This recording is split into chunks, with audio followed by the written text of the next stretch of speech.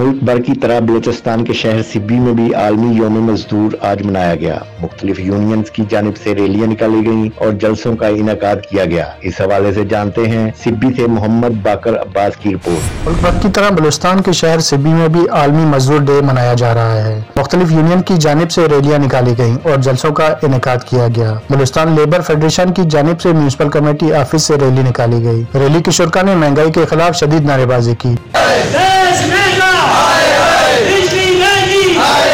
जबकि मुलाजमीन मजदूर इत्तेहाद की जानिब से प्रेस क्लब के सामने जलसे का इनेकाद किया गया। जलसे में सैकड़ों की तादाद में मजदूर यूनियन के नुमाइंदों और वर्कर्स ने शिरकत की। जलसे से खिताब करते हुए मुकर्रिरीन ने कहा कि आज का दिन शिकागो के शहीदों की कोशिशों और जद्दोजहद को खिराज अकीदत पेश करने का दिन है। इस दिन को मनाने का मकसद मजदूरों के लिए हक की आवाज बुलंद करना है। मजदूर किसी भी मुआशरे और मुल्क की मजमूई माशी और इक्तिसादी तरक्की में कलीदी हैसियत रखते हैं। शिकागो के शहीदों की कुर्बानी रायगा नहीं जाएगी और इनकी कुर्बानी को कभी बुलाया नहीं जा सकता। मुकर्रिरीन का कहना था कि कम दिहाड़ी और महंगाई की वजह से मजदूर खासा परेशान है।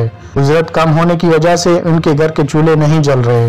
मुकर्रिरीन ने हुकूमत से मुतालबा किया कि महंगाई के इस दौर में मजदूर की उजरत और मुलाजमीन की तनख्वाह में महंगाई के तनासब से इजाफा किया जाए। कैमरा टीम के साथ मोहम्मद बाकर अब्बास, प्राइम 92 न्यूज़ से।